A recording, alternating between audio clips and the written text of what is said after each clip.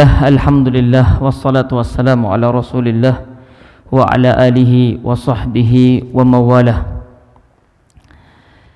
Amma ba'd, segala puji hanya milik Allah subhanahu wa ta'ala, Rabb semesta alam, Rabb yang telah banyak memberikan kenikmatan kepada kita. Di antara nikmat yang kita rasakan saat ini adalah kita masih diberikan keimanan, kita masih diberikan kesempatan, kita masih diberikan kesehatan, sehingga di malam hari ini kita bisa melaksanakan sholat fardu maghrib secara berjamaah dengan menyambung kajian tafsir kita. Dan alhamdulillah saat ini kita masuk ke surat yang ke-11. Salat serta salam semoga selalu terpanjatkan kepada Nabi kita Nabi Muhammad SAW, kepada para sahabatnya, para istrinya, dan kepada kaum muslimin serta kaum muslimat yang senantiasa mengikuti petunjuk dan hidayah beliau. Sebelum kita membuka tafsir surat Al-Adiyat, kita berdoa kepada Allah Subhanahu wa taala untuk dipermudah mendapatkan ilmu serta dipermudah untuk melaksanakan atau mengamalkan ilmu yang kita dapat. Karena seseorang meskipun sudah tahu ilmunya tapi belum mengamalkannya, maka belum dikatakan sebagai alim. Kapan sih orang dikatakan sebagai alim? Manakala dia sudah mengetahui dan mengamalkannya. Kalau dia hanya sekedar berilmu saja belum mengamalkannya, belumlah dia dikatakan sebagai orang yang berilmu. Tayyib, kita memasuki surat yang ke-11, surat Al-Adiyat, pada tanggal 19 bulan Jumadal Akhirah tahun 1443 Hijriah. Tayyib, semoga Allah memberikan berkahnya kepada kita yang mau mempelajari Al-Quranul Karim. Amin amin ya rabbal alamin. Mari kita buka dengan A'udzu billahi minasy syaithanir rajim.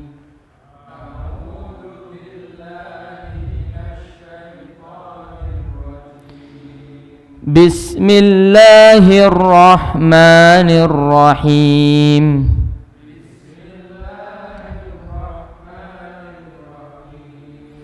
Kita ulangi, Bismillahirrahmanirrahim. Apakah termasuk surat, apakah termasuk ayat Al-Quran? Termasuk surat apa bukan? Pendapat yang kuat adalah bukan termasuk ayat Al-Quran. Pendapat bukan termasuk surat Al-Quran. Dia termasuk ayat Al-Quran tapi bukan termasuk surat Al-Quran. Baik. Allah Subhanahu wa taala berfirman, kita baca bareng-bareng, wal 'adiyati dhabha.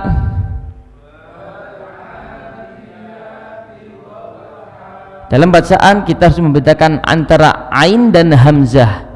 Wal 'adiyati dhabha.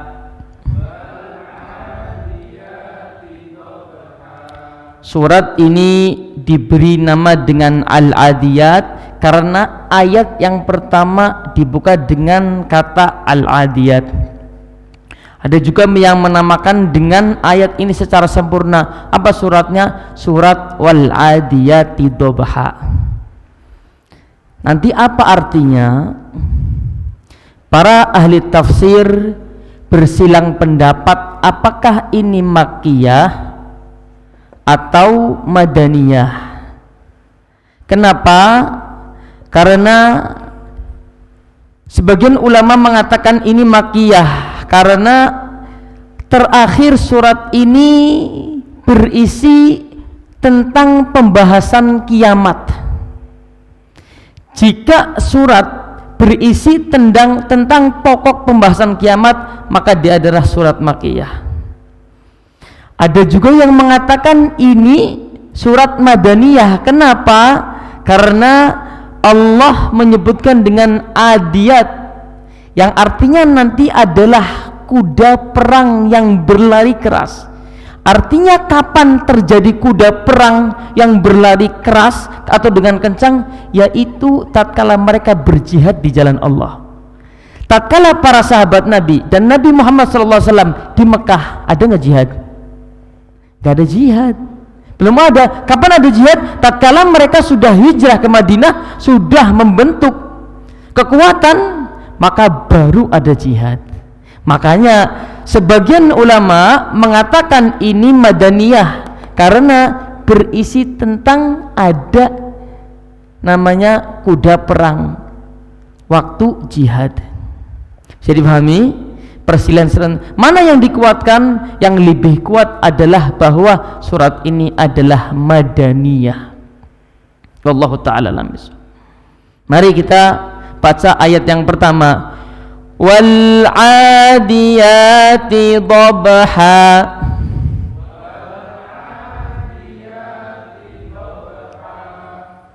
Ini tidak asing bagi kita. Kalau ada kata wa, pasti itu sumpah. Wallahi, ini sumpah. Banyak sekali ayat Al-Quran. Wal fajri, pasti kasrah. Walayalin ashr, wal laili, berarti ini sumpah. Allah bersumpah dengan makhluknya. Bolehkah manusia bersumpah dengan makhluk? Boleh apa tidak? Tidak boleh.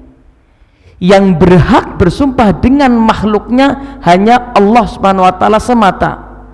Adapun manusia hanya diperbolehkan bersumpah dengan satu zat, yaitu Allah semata. Bersumpah dengan nabinya haram, tidak boleh. Bersumpah dengan malaikatnya tidak boleh.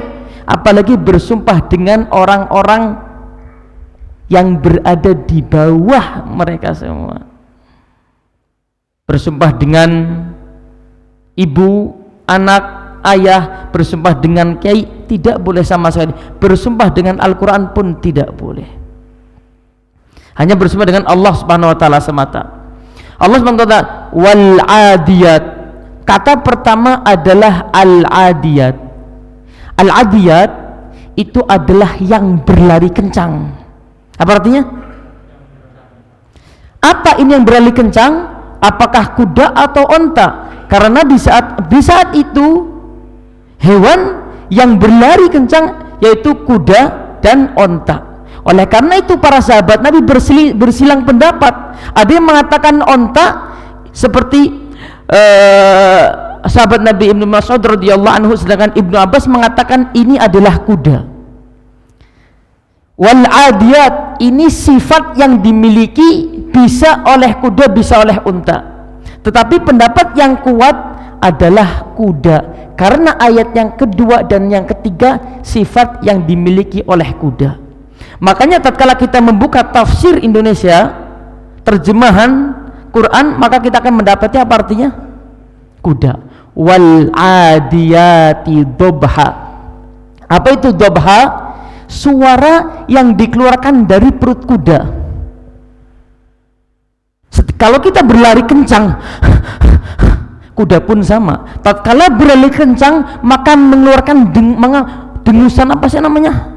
Napas yang keras yang keluar dari jawfil, keluar dari dadanya kuda. Maka kalau kita artikan wal 'adiyati dhabha, demi kuda-kuda yang berlari kencang sambil mengeluarkan apa namanya? Sambil terengah-engah. Apa artinya dhabha? Suara yang dikeluarkan oleh kuda tatkala berlari kencang. Dan ternyata onta tidak memiliki itu. Kata Ibnu Abbas, yang hanya memiliki ini dua. Ketika berlari kencang sambil mengeluarkan napas, hanya anjing dan kuda. Bisa dipahami ayat yang pertama. Dan demi kuda yang ini adalah kuda perang, bukan kuda poni yang berdansa, bukan, tapi kuda perang yang berlari kencang. Ada kuda yang jenisnya hanya dia selau, nggak bisa berlari kencang. Ini yang dimaksud adalah kuda perang yang memiliki keistimewaan. Mari kita artikan wal adiyati dhabha, demi kuda perang yang berlari kencang sambil apa? Terengah-engah mengeluarkan suara dengusan. Kenapa sih Allah bersumpah dengan kuda? Ada apa? Di dalam hadis Nabi yang sahih, Nabi SAW sabda, al khailu fi nawasiha ma'qudun fi nawasiha al khairu ila yaumil qiyamah. Kuda itu tertulis di atas ubun-ubunnya kebaikan sampai hari kiamat. Di atas ubun-ubun kuda tertulis, termaktub, tertulis, tercatat. Bukan berarti kalau kita lihat ubun-ubun kuda ada kebaikannya, bukan. Akan tetapi kuda ini memiliki kebaikan-kebaikan yang akan diberikan kepada orang muslimin sampai hari kiamat, yaitu membawa kaum muslimin ke medan jihad, ke medan pertempuran, dan membawa mereka kepada kemenangan. Ayat yang pertama bisa dipahami, al-adad apa artinya? Bukan artinya kuda, ini adalah artinya berlari kencang. Apa sih sifat untuk apa? Untuk apa yang tepat? Untuk kuda. Sedangkan Ali radhiyallahu anhu, sahabat Ali radhiyallahu mengatakan ini adalah onta. Onta yang berlari kencang sambil mengeluarkan suara yang terengah-engah, dengusan suara. Tayyib. Ayat yang pertama bisa dipahami jamaah sekalian. Artinya al-adiyat, berlari kencang. Nanti akan kita bahas apa sih kolerasi kaitannya kuda dengan pembahasan berikutnya. Kemudian yang kedua, fal muriyati qadha, bareng-bareng.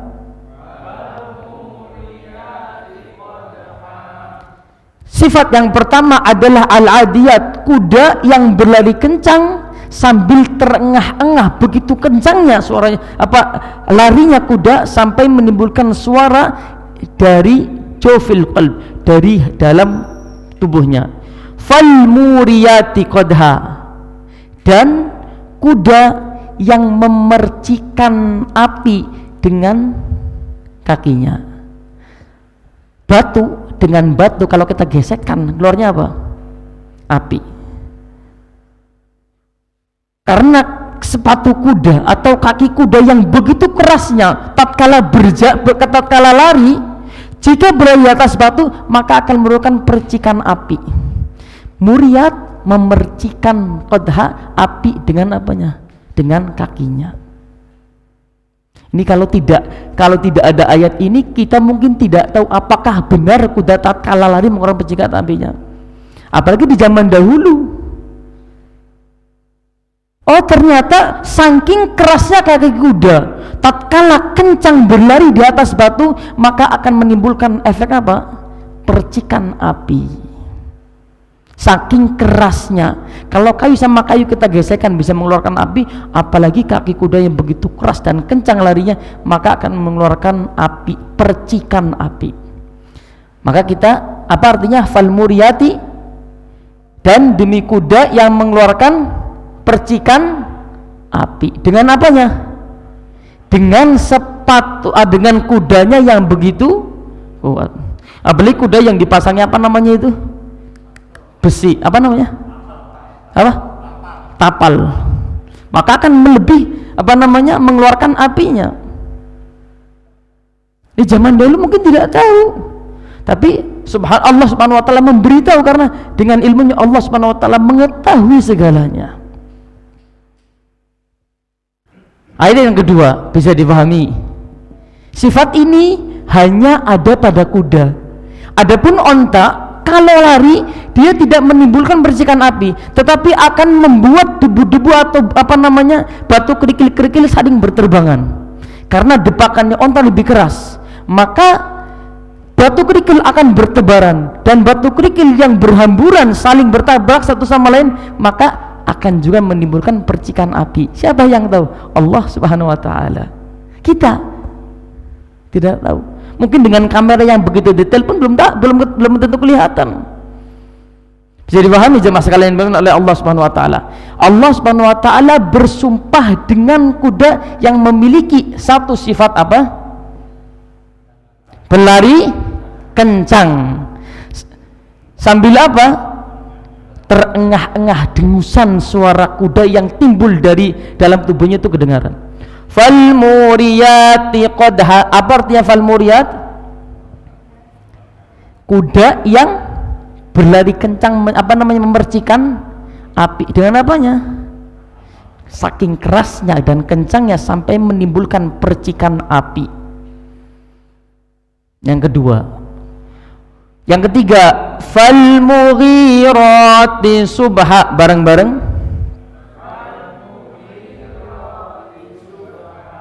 Fal mughirat yaitu kuda dan kuda yang menyerang secara tiba-tiba subha di waktu subuh. Ulangnya apa artinya? Dan kuda yang menyerang secara tiba-tiba di waktu subuh. Kalau ini turun Makkiyah, kalau ini adalah surat Makkiyah, ada pembelajaran kepada Nabi Muhammad SAW tentang cara strategi menyerang musuh. Kapan yang paling baik? Waktu subuh. Oleh karena itu dalam hadis yang sahih, tidaklah Nabi Muhammad SAW menyerang musuh secara tiba-tiba. Apa namanya? Menyerang secara tiba-tiba. Menyergap ya, menyergap. Tidaklah Nabi Muhammad SAW dalam hadis yang sahih menyergap musuh secara tiba-tiba, kecuali ketika waktu subuh. Jika mendengar subuh maka berhenti. Kalau tidak mendengar suara azan maka melanjutkan penyerangan. Ada yang tahu sebabnya kenapa? Kok bukan malam ketika pada tidur? Kenapa waktu subuh?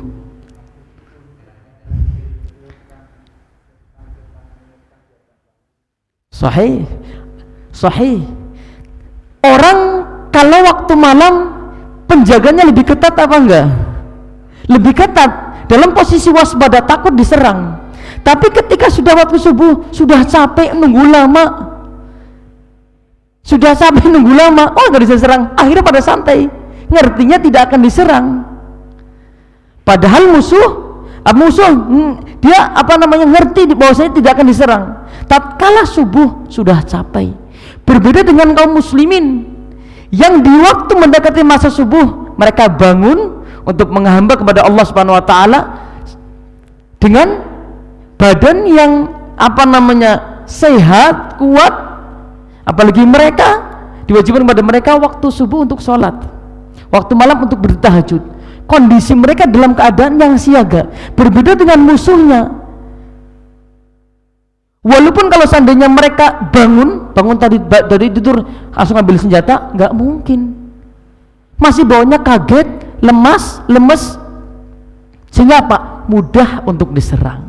Oleh karena itu, ini adalah taktik menyerang.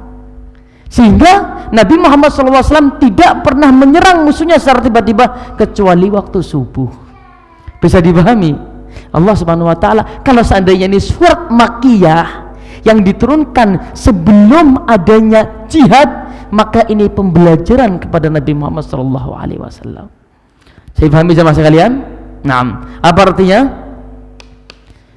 Fal mughirati, dan kuda-kuda yang menyerang tiba-tiba waktu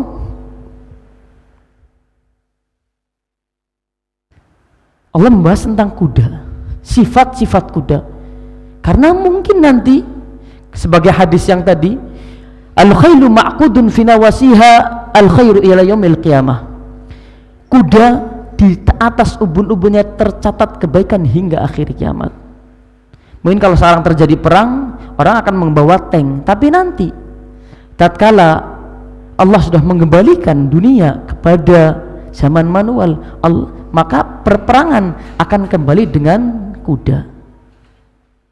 Dengan gajah nggak mungkin bisa menyerang tiba-tiba, karena hewan yang bisa ditunggangi untuk berperang dan dengan lari yang cepat tidak lain hanyalah kuda. 3 sifat yang terdapat dalam kuda apa saja?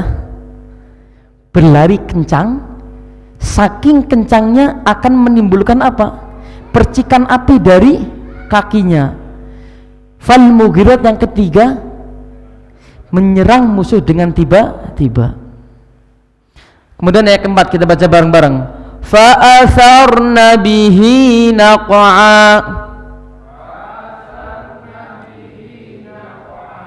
Naq'a adalah gubar, yaitu artinya adalah debu. Kalau kita lihat kuda, segerombolan kuda berlari kencang, akan apa? Debu akan menjadi apa? Berterbangan. Fa'atharna bihi naq'a, atharna itu membekas artinya, akan menerbangkan debu-debu. Saking apanya? Saking kencangnya, saking kerasnya. Naam, fa'atharna bihi naq'a, maka kuda-kuda itu akan menerbangkan debu-debu yang dilewatinya. Ini juga termasuk dari sifat kuda. Artinya Allah menggambarkan betapa kencangnya larinya kuda. Kemudian yang kelima, baca bareng-bareng. Fawasatna bihi jam'a.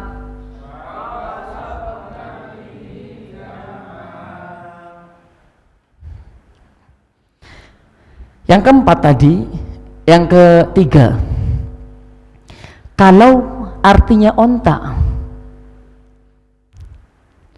maka al-mughirat di sini adalah yang subha, waktu subuh adalah onta-onta yang membawa rombongan haji dari Musdalifah kemana?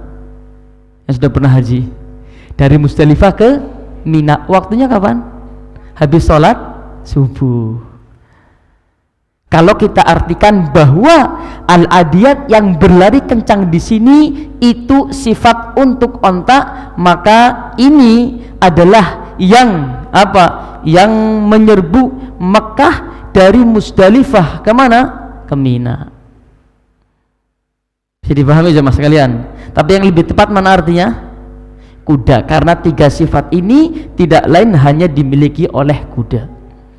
Fawasatna bihi jam'a. Kita kembali kepada fawasatna bihi jam'a. Apa artinya wasat? Ke tengah-tengah. Jam'a perkumpulan. Maksudnya apa? Kuda-kuda itu membawa pasukan mujahidin sampai ke tengah-tengah siapa? Musuh mereka. Sehingga kuda-kuda ini membawa mereka ke tengah-tengah kumpulan musuh-musuh. Bisa dipahami jamaah sekalian? Bisa dipahami sama sekalian? Kalau diartikan ini adalah onta, jam'un ini adalah nama tempat di Musdalifah, atau nama Musdalifah itu sendiri. Habis kita ulangi lagi bahwasanya pendapat ahli tafsir yang paling tepat bahwasanya ini adalah sifat untuk kuda. Kita bareng-bareng artikan wal adiyati dhabha. Artinya demi kuda perang yang berlari kencang dengan terengah-engah. Apa? Dengusan napasnya yang terengah-engah. Fal muriyati qadha. Bareng-bareng. Dan kuda memercikkan api qadha dengan benturan kakinya. Ketika berbenturan dengan batu, maka akan menimbulkan percikan api. Fal mughirati subha. Bareng-bareng.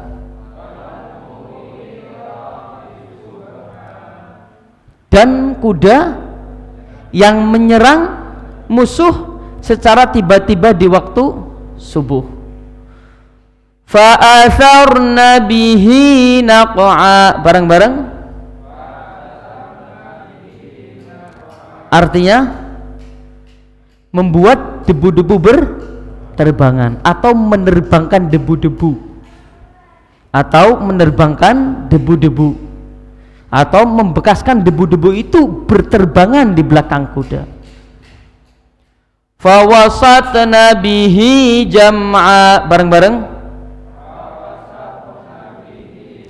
Artinya membawa ke tengah-tengah musuh. Allah Subhanahu wa taala bersumpah dengan kuda. Karena kuda memiliki banyak keistimewaan dan kebaikan. Di antaranya adalah, ini yang harus kita ketahui, kuda hanya diberikan orang, diberikan makan secukupnya, dikasih kandang, itu saja yang diberikan tuannya kepada kuda, tidak lebih dari itu, atau mungkin dimandikan. Tetapi kuda tatkala disuruh diperintahkan oleh tuannya untuk berangkat ke medan jihad, untuk lari kencang sampai memercikan api, untuk menggempur musuh secara tiba-tiba, kuda patuh saja kepada tuannya, tidak pernah membantah. Padahal kuda bisa tatkala bertempur, tatkala dibawa oleh tuannya ke medan perang, dia bisa mati di medan pertempuran. Akan tetapi kuda tatkala diberikan sedikit kenikmatan oleh tuannya, patuh, nurut. Oleh karena itu, Allah Subhanahu wa taala ingin menggambarkan kepada kita bahwasanya kuda itu adalah sosok hewan yang patuh kepada tuannya tatkala diberikan segala macam kenikmatan, tatkala diberikan sedikit kenikmatan. Akan tetapi bagaimana dengan manusia? Isi sumpahnya Allah Subhanahu wa taala ini yang pada ayat yang ke-6. Ini sumpahnya Allah dengan kuda. Kuda hewan yang memiliki istimewa keutamaan. Diberikan sedikit kenikmatan, berikan makan, diberikan kandang oleh tuannya, dia diperintahkan untuk bertempur, tidak tahu apa-apa, ikut saja bertempur. Berlari kencang, ikut saja, manut sama tuannya. Lalu bagaimana dengan manusia yang sudah diberikan oleh Allah Subhanahu wa taala kenikmatan sebanyak-banyaknya, masih saja kufur, masih saja tidak berterima kasih? Mari kita lihat, kita baca bareng-bareng, innal insana li rabbih lakanud. Bareng-bareng.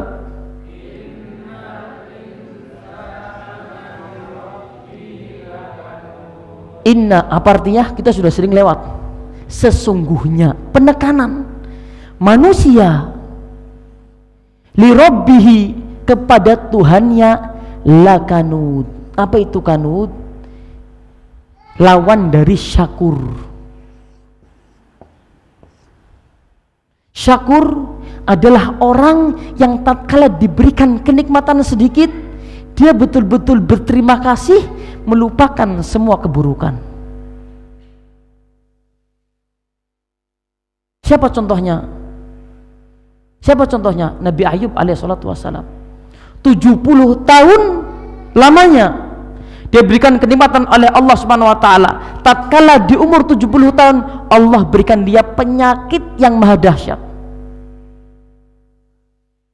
Tidak ada obatnya seketika itu. Semua keluarganya meninggalkannya. Hanya seorang wanita, istrinya, yang rela menemaninya. Sampai dikatakan bahwa dari lukanya sampai keluar udet. Apa sih udet? Apa sih namanya? Bukan nanah, udet. Cacing ulat. 7 tahun baru dia meminta kepada Allah Subhanahu wa taala agar disembuhkan dari penyakitnya. Setelah apa? Setelah 70 tahun diberikan kenikmatan oleh Allah Subhanahu wa taala. Bersabar dan mensyukuri nikmat Allah Subhanahu wa taala. Sedangkan kita manusia setiap hari diberikan kenikmatan oleh Allah Subhanahu wa taala, baru diberikan satu musibah, eluhnya masya Allah gak berhenti-henti. Inilah yang dikatakan kanud. Apa kanud? Diberikan banyak macam kenikmatan oleh Allah Subhanahu wa taala, setelah diberikan keburukan satu saja, lupa dengan berbagai macam kenikmatan yang telah dia rasakan.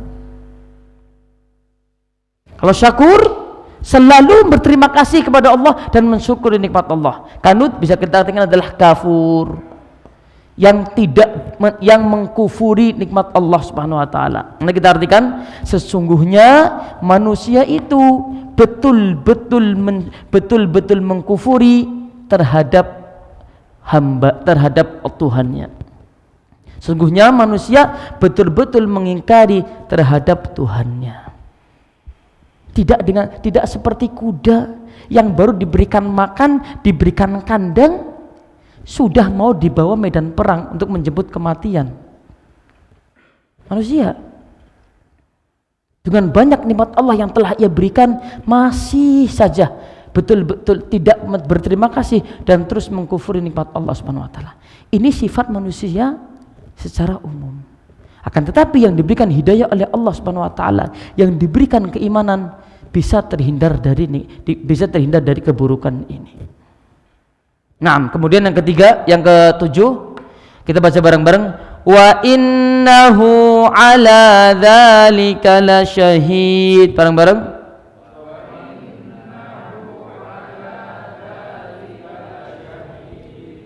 Dan sesungguhnya kata hu dan sesungguhnya dia, siapa? Ulama berselisih pendapat. Ada yang mengatakan hak di sini dia itu adalah manusia. Kalau kita buka tafsir di Indonesia pasti artinya manusia. Dan sesungguhnya manusia itu betul-betul menyaksikan terhadap pengingkarannya. Artinya kalau Indonesia seperti itu. Tetapi bisa juga ini adalah Allah. Sesungguhnya Allah Subhanahu wa taala betul-betul menyaksikan pengingkarannya terhadap hal itu. Lah hal itu apa? Yaitu mengingkari nikmat-nikmat Allah Subhanahu wa taala. Manusia juga mengetahui. Terkadang manusia diberikan kecerdasan, diberikan kenikmatan oleh Allah Subhanahu wa taala, pandai, berpengalaman, sehingga bisa mendapatkan hasil yang banyak. Kemudian dia mengatakan, aku mendapatkan harta semua ini karena kepandaian dan pengalamanku. Mengingkari. Siapa sih yang memberikan kenikmatan kalau bukan Allah? Siapa yang memberikan kepandaian di otaknya kalau bukan Allah? Siapa yang dia menjadikan penuh pengalaman kalau bukan Allah Subhanahu wa taala? Dia melupakan nikmat yang Allah berikan kepadanya, sehingga menisbatkan apa yang dia miliki bersandar dari otak kepintarannya atau bersandar dari kepiawaiannya dalam berdagang. Dia mengetahui hal itu. Yang seharusnya manusia tidak mengkufuri segala apapun nikmat yang telah Allah berikan kepadanya. Seperti siapa? Seperti kuda, sehingga Allah Subhanahu wa taala bersumpah dengan nama kuda. Kalau kuda bisa mensyukuri nikmat tuannya yang sangat sederhana, hanya makan, hanya kandang, hanya mungkin perkara-perkara sepele, manusia dari bangun sampai dia tertidur kembali, dia mendapatkan kenikmatan Allah Subhanahu wa taala. Bahkan dalam tidurnya, kalau bukan karena nikmat Allah, dia tidak akan bermimpi enak. Kalau bukan karena Allah Subhanahu wa taala, dia tidak akan bangun lagi dari tidurnya. Lalu macam nikmat apa yang bisa kita dustakan? Artinya, innal insana li rabbih lakanut. Apa jemaah sekalian? Sesungguhnya manusia betul-betul mengkufuri dan tidak terima kasih kepada Tuhannya. Ini arti secara bebas. Wa innahu ala dzalika lasyahid. Apa artinya? Dan sesungguhnya manusia betul menyaksikan hal itu, mengetahui hal itu, menyaksikan hal itu. Bisa juga Allah Subhanahu wa taala. Karena Allah Maha mengetahui segala sesuatu. Tayyib. Ayat yang ketujuh dari 1 sampai yang ke-7 bisa dipahami jamaah sekalian. Sumpahnya ada berapa? Sumpahnya Allah dengan ada berapa sumpahnya? 3. Dengan Al-Adiyat, dengan Muriyat, dengan Mughirat. Apa yang disumpahi? Bahwasanya manusia itu betul-betul mengkufuri nikmat Allah, tidak berterima kasih kepada Allah Subhanahu wa taala. Wa innahu ala dzalika lasyahid, dan bahwasanya manusia betul-betul menyaksikan atau mengerti akan hal itu. Yang ke-8, wa innahu li hubbil khairi lasyadid. Bareng-bareng.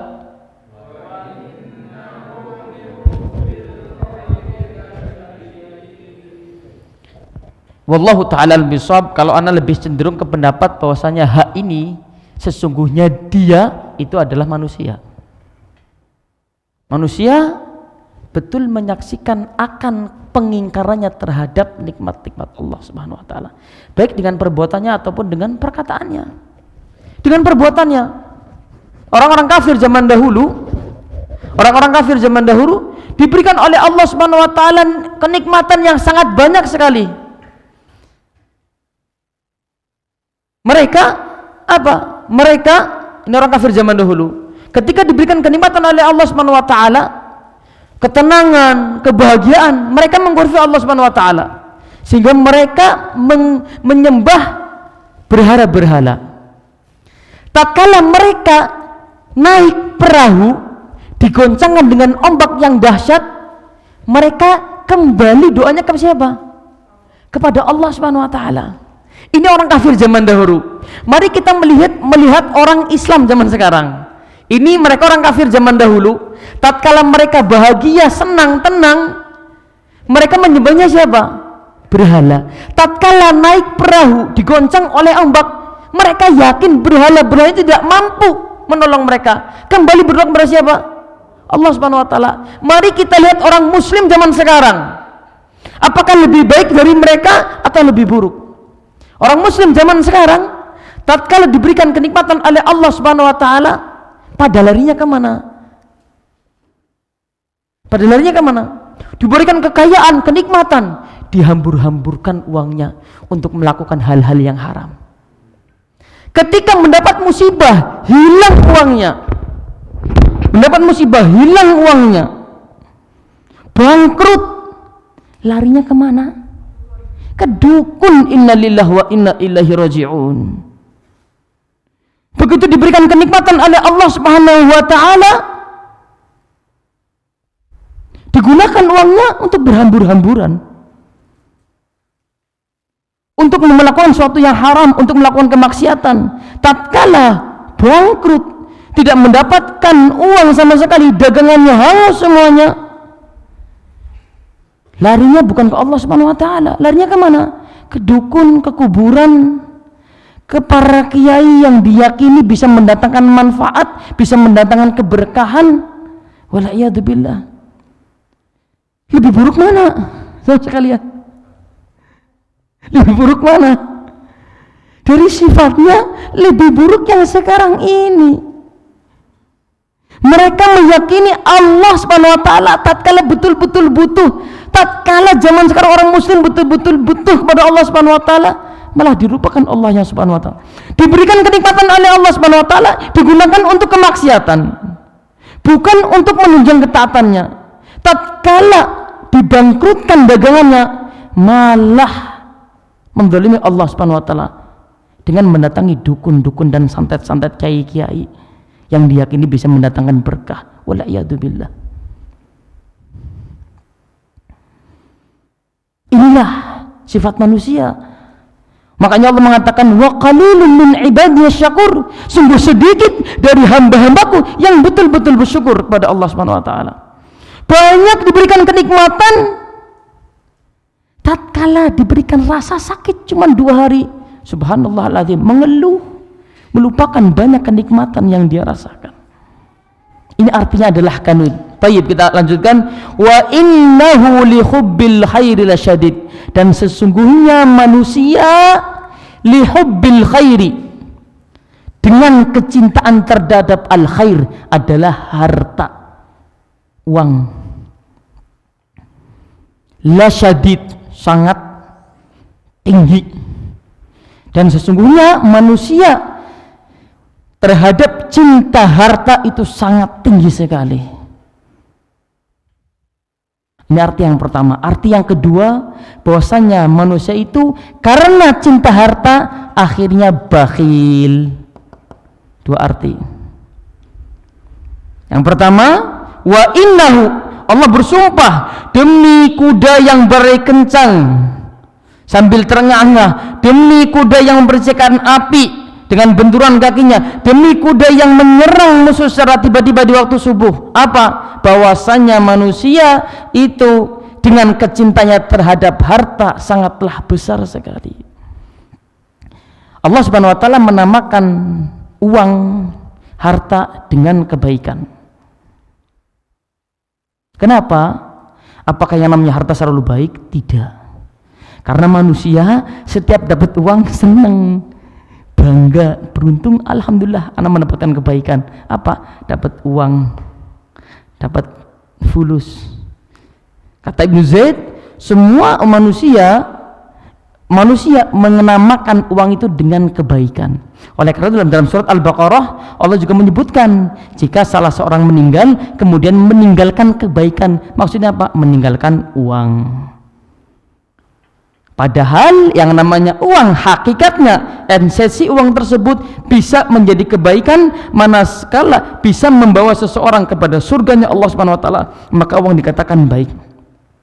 Dan uang bisa membawa keburukan manakala uang tersebut menjadikan seseorang bergelimang dalam kemaksiatan dan kedurhakaan kepada Allah Subhanahu wa taala. Bisa mas jamaah sekalian, kapan uang itu berubah menjadi keburukan? Manakala dia betul-betul rakus senang terhadap uang, terhadap harta. Fitrah manusia senang uang enggak?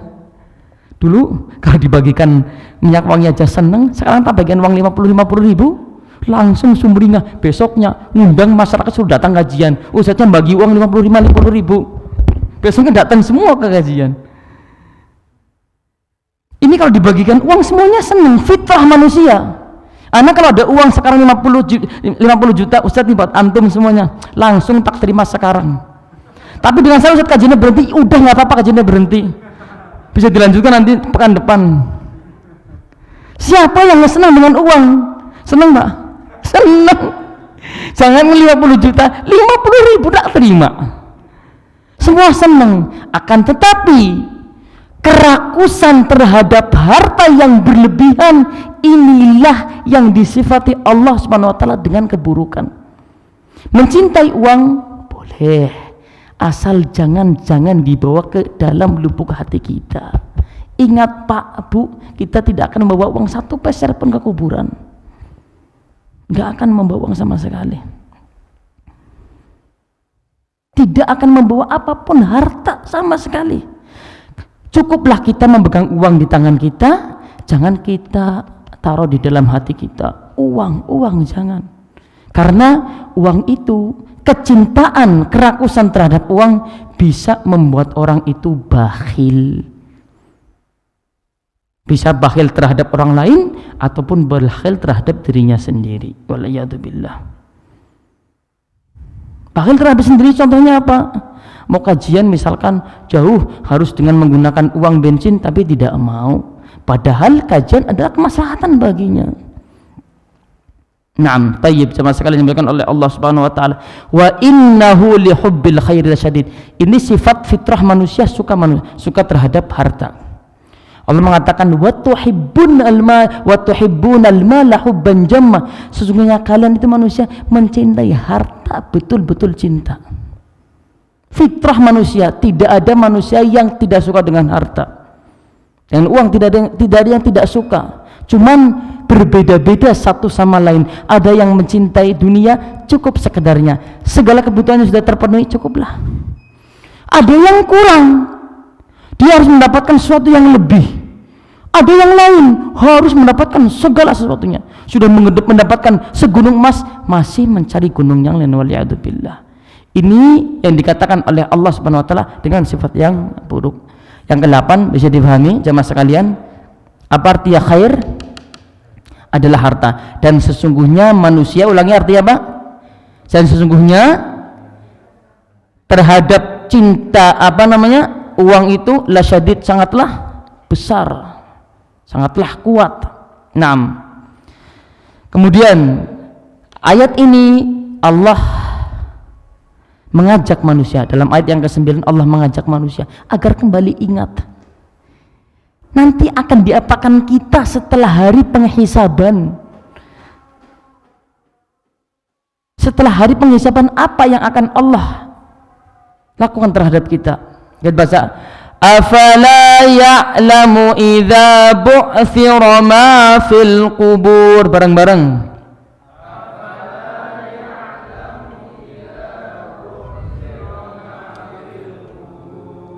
fil kubur. Kita sudah bahas kemarin apa? Kuburan. Fala ya'lam juga sudah pernah kita bahas. Apa fala ya'lam? Apakah dia tidak mengetahui? Apakah dia tidak mengetahui jika bu'thiroma dibangkitkan ma fil kubur, apa yang ada dalam kuburan? Siapa? Manusia. Apakah manusia tidak mengetahui jika dibangkitkan apa yang ada dalam kuburan? Manusia. Allah akan membangkitkan semua manusia untuk waktu penghisaban, untuk episode penghisaban, dihisab oleh Allah Subhanahu wa taala. Dalam hadis yang lain, dalam hadis Nabi sallallahu alaihi wasallam mengatakan, yuhsyarun nas yaumal qiyamah hufatan uratan ghurala. Semua manusia akan dibangkitkan oleh Allah Subhanahu wa taala dari kuburannya dalam keadaan hufatan, tidak beralas kaki. Enggak ada yang pakai sepatu Adidas, enggak ada. Enggak ada yang pakai Nike, enggak ada. Semuanya persis tatkala lahir. Tatkala dikeluarkan dari perut ibunya, telanjang, tidak beralas kaki, tidak disunat, begitu mereka dibangkitkan dari kuburan persis hufatan, tidak beralas kaki, uratan, telanjang, ghurala, tidak bersunat. Bawa dompet, jangan dompet yang sudah disunat kembali seperti semula, tidak membawa apapun, telanjang bulat, tidak membawa harta sama sekali. Allah Subhanahu wa taala mengajak kita untuk memikirkan tentang hari nanti. Tatkala Allah Subhanahu wa taala membangkitkan manusia dari kuburannya, kapan? Sayhatu wahidah, dengan satu kali sangkakala, satu kali telepon, Allah bangkitkan semua manusia. Untuk apa? Untuk mengetahui apa yang Allah akan berikan kepada mereka, apa yang Allah akan lakukan kepada mereka. Kemudian Allah mengatakan, wa hussila ma fis sudur, bareng-bareng, wa hussila dari kata hasil, dan apa-apa yang dihasilkan ma fis sudur, Allah akan tampakkan. Fis sudur adalah dalam dada-dada mereka, dalam hati-hati mereka, Allah akan menampakkan semuanya.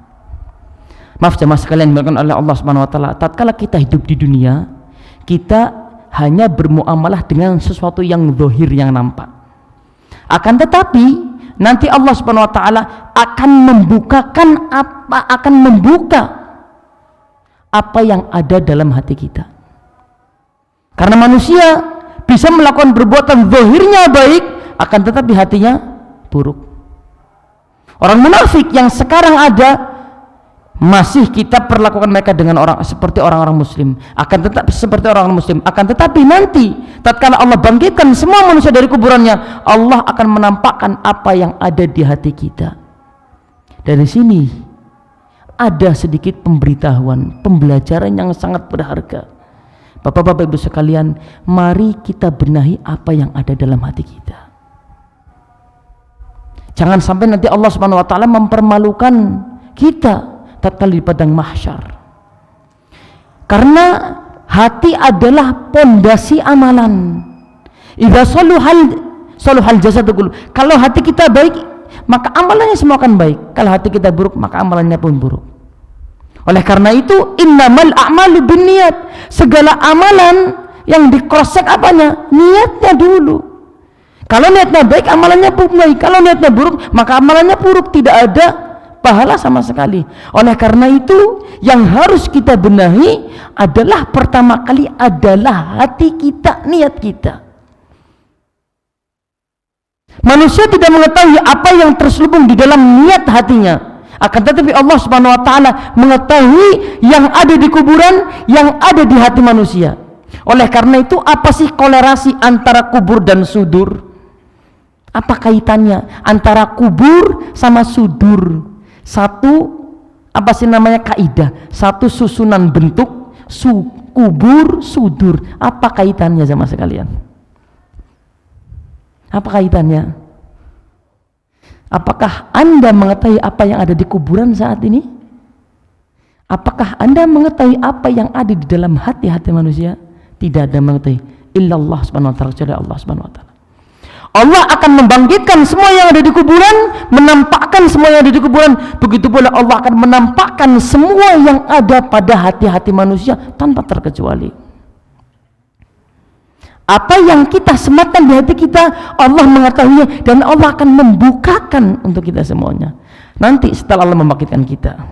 Oleh karena itu jamaah sekalian, pembelajaran sangat berharga dari ayat ini. Segera kita benahi niat dan hati kita, kita beresi dulu hati kita. Karena bisa jadi amalan ini dipandang besar oleh manusia, akan tetapi di mata Allah Subhanahu wa taala sangatlah hina, tidak berarti apa-apa.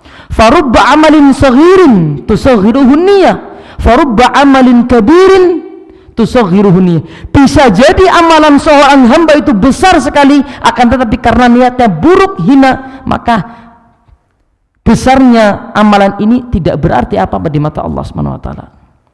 Bisa jadi amalannya kecil, sederhana, karena niatnya sungguh-sungguh agung, ikhlas lillahi ta'ala, maka Allah menjadikan amalan yang kecil ini berpahala yang sangat besar.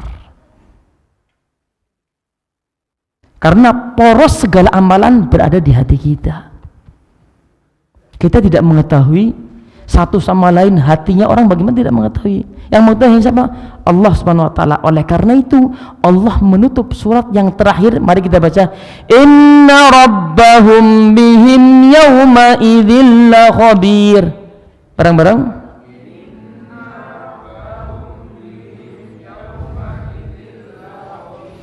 Sesungguhnya Tuhan mereka, Rabb mereka di waktu itu, pada waktu membangkitkan mereka, yauma idzin la khabir, betul-betul maha mengetahui. Sesungguhnya Tuhan mereka, Rabb mereka ketika itu, di waktu itu mengetahui atau maha mengetahui tentang keadaan mereka. Ayat ini khabir seperti alim, maha mengetahui, akan tetapi lebih terperinci. Percikan api yang ditimbulkan dari gesekan kaki kuda, sepatu kuda dengan batu, apakah ada mata manusia yang melihatnya? Mungkin ada di malam hari. Yang kedua, hati manusia, apakah ada yang mengetahui? Tidak ada. Apa yang terjadi di kuburan tidak ada yang mengetahui sama sekali. Oleh karena itu Allah Subhanahu wa taala nanti tatkala Allah membangkitkan semua manusia dari kuburannya dan menampakkan apa yang ada pada hati-hati manusia, yang buruk dan yang baik, semua ditampakkan oleh Allah Subhanahu wa taala. Mata mereka akan bersaksi, mata kita, bukan mereka, mata kita akan bersaksi, tangan kita akan bersaksi, semua jasad kita akan bersaksi, kecuali mulut akan terdiam.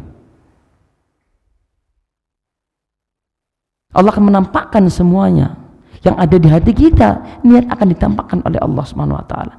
Sesungguhnya Tuhan mereka di waktu itu, di hari itu, maha mengetahui tentang keadaan mereka.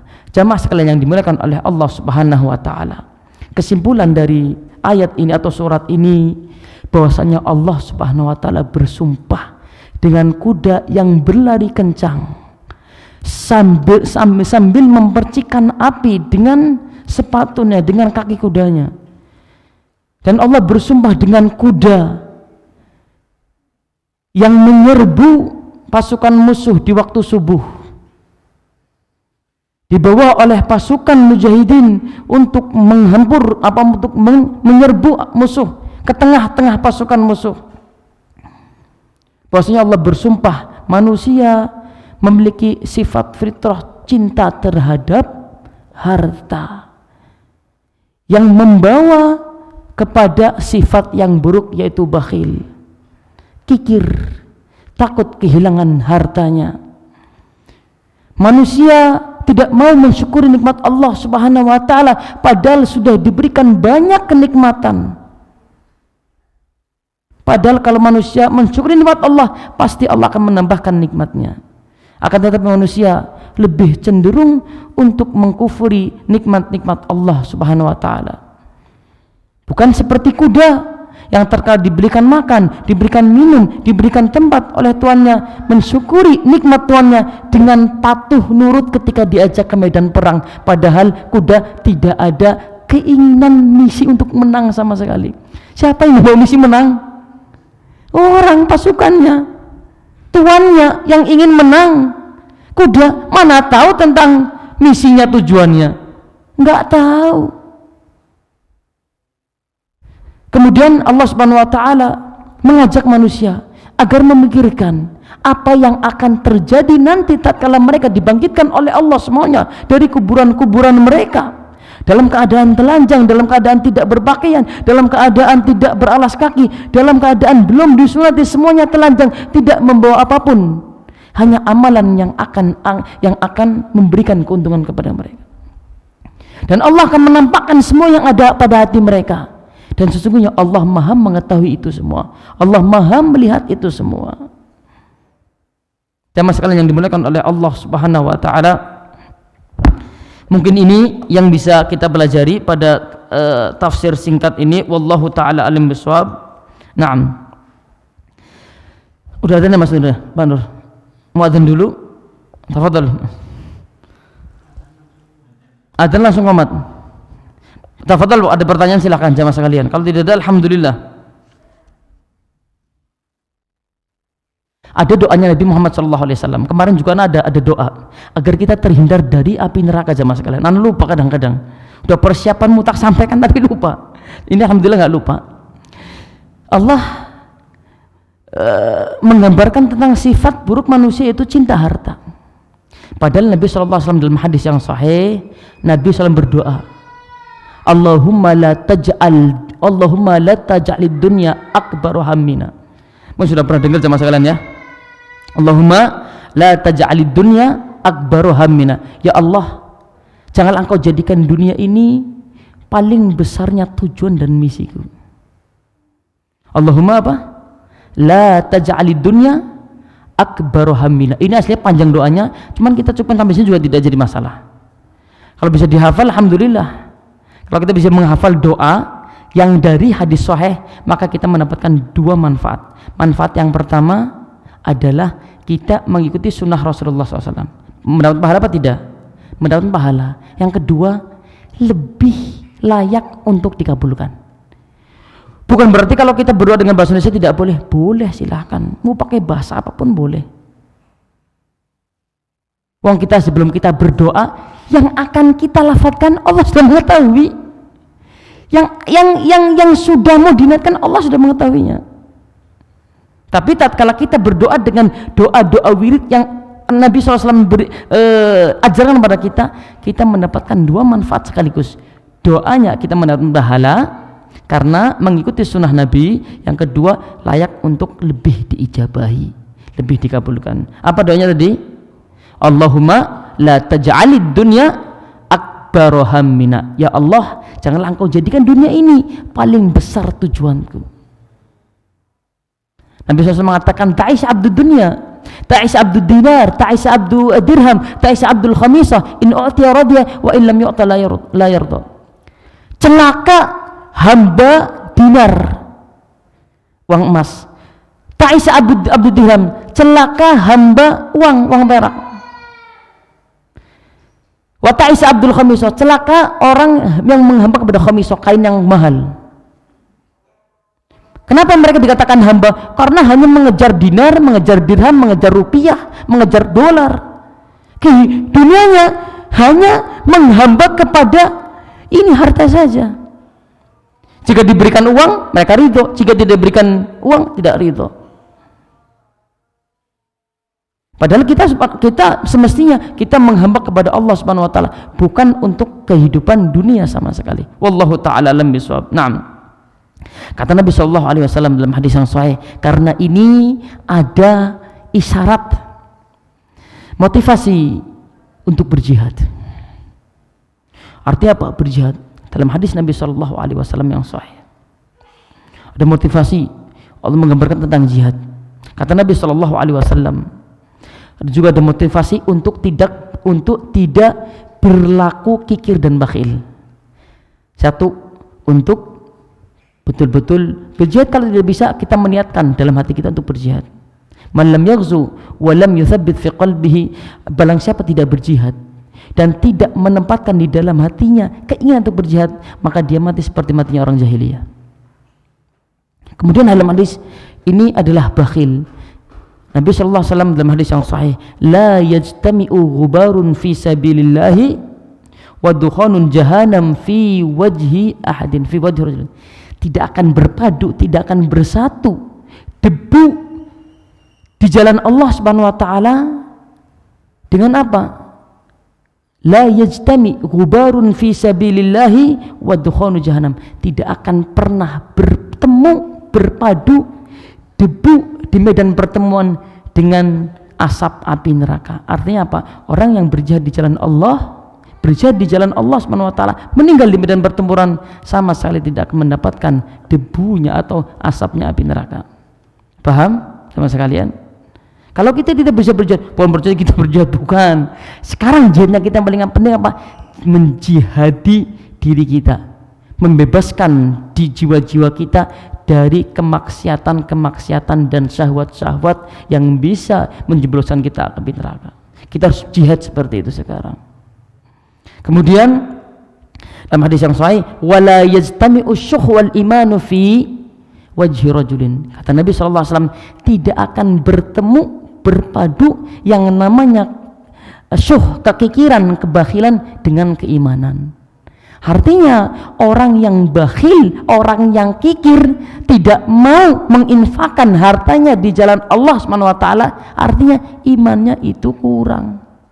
Orang yang beriman akan semakin mudah untuk menyalurkan hartanya di jalan Allah Subhanahu wa taala. Tidak akan bertemu keimanan dengan kekikiran sama sekali. Artinya kalau kita melihat orang kikir, imannya berarti cek-cek. Mainnya cek-cek. Orangnya kaya, bakhilnya mertawa dicampuran jadam, orang bilang. Bakhilnya enggak mufakat, berarti imannya ecek-ecek. Karena orang yang imannya masya Allah, dia akan mudah untuk menyalurkan hartanya di jalan Allah Subhanahu wa taala. Apa sih namanya? Murah, ringan tangan, kembang pukul, bukan. Apa namanya? Mudah untuk memberi, ringan tangan untuk memberi, sahih. Ringan tangan untuk memberi. Karena keimanan betul-betul akan menghadirkan amalan yang nampak. Di antaranya apa? Ya ini, mau menyumbang, mau memberi, mau mengambil segala sesuatu yang berada di jalan. Ini keimanan yang berbentuk nyata. Wallahu ta'ala al-bisawab. Mungkin ini yang bisa Anda sampaikan, kurang lebihnya Anda mohon maaf. Wabillahi taufiq wal hidayah. Naam. Sebelum Anda tutup, ada pertanyaan sama sekalian? 11 ayat yang barusan kita baca, yang kita barusan sudah paham semuanya? Sudah paham? Thayyib, anak baca satu per ayat satu-satu. Monggo Bapak yang artikan. Wal adiyati dhabha, artinya demi kuda yang berlari kencang. Dhabha yang mengeluarkan terengah-engah suara. Terengah-engah. Kok suaranya kuda? Fal muriyati qadha, artinya dan kuda yang mengeluarkan percikan apinya. Kapan mengeluarkan percikan apinya? Apa? Dengan benturan kakinya. Terdekat berbenturan dengan apa? Dengan batu. Kalau berjalan dia berlari di atas batu, pasti mengeluarkan percikan api saking kerasnya. Kayak batu korek ya? Batu korek. Tayyib. Fal mughirati subha, artinya dan kuda yang menyerang musuh secara tiba-tiba di waktu subuh, di waktu subuh. Fa atharna bihi naq'a, artinya menerbangkan. Fa atharna itu menerbangkan atau membekaskan, menyisakan bekas apa itu?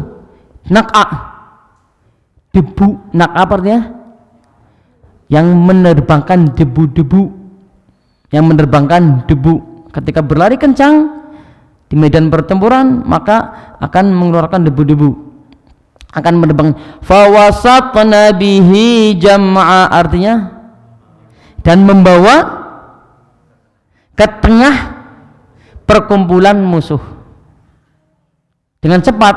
Kalau berjalan kaki sebelum nyampe ke tengah musuh sudah dipanahin dulu, tapi dengan kuda maka akan lebih cepat memporak-porandakan musuh dari tengah-tengah mereka. Baik. Ini Allah bersumpah dengan kuda. Innal, isi sumpahnya dari ayat ke-6 sampai ayat yang terakhir. Innal insana lirabbihi lakanud. Artinya apa?